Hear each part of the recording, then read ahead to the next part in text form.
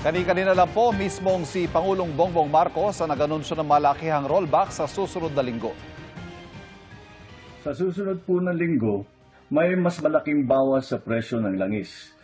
Dahil dito, bababa ang diesel ng humigit kumulang 24 pesos at 94 centavos kada litro.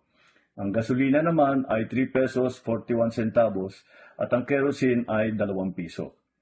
Mas malaki ito kaysa sa rollback nung nakaraang linggo. At sa ating mga oil company, malinaw naman ang aking panawagan.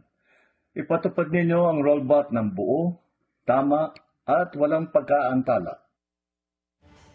Sabi pa ng Pangulo, tuloy din ang 10 pisong diskwento sa mga PUV. Gayon din ang service contracting program. Inanunsyo rin ng Pangulo ang 3 buwang extension para sa validity ng mga nag-expire ng lisensya, student permit at rehistro ng sasakyan.